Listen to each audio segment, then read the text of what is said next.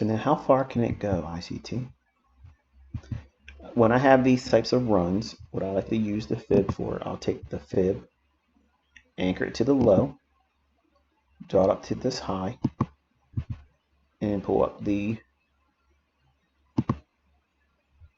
extensions.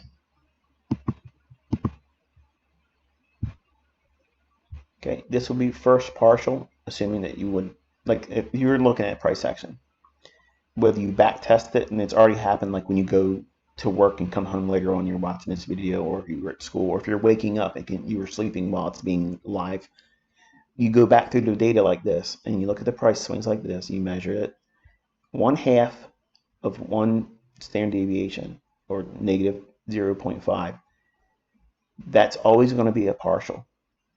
No matter how you trade, if it's this time frame or another, if you have an extension that offers you profitability, I don't care if it's not even 5 handles, you have to learn to take something there when you're first brand new at learning how to do this, because it will reward you and allow you to graduate into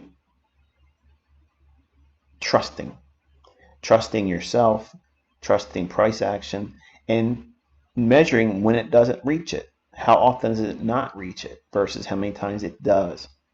And then what you're seeing here was -1 standard deviation, which is really the measured move of this low up to this high added to this high projected up. So in other words, if you were to take this movement from here to here, duplicate it from this high projected up, that's what this negative standard deviation of 1 is.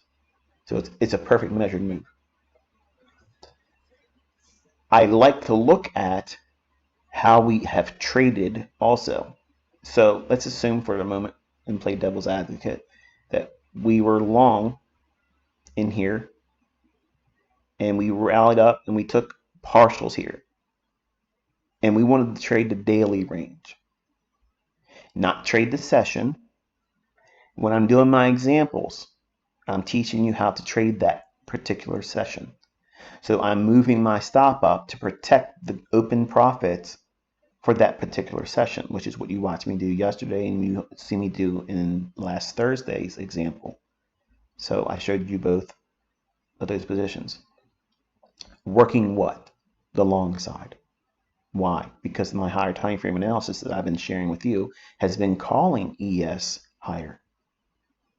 Why? Because it's going to trade in sympathy to NASDAQ. Even though NASDAQ, I told you, was going to be the leader.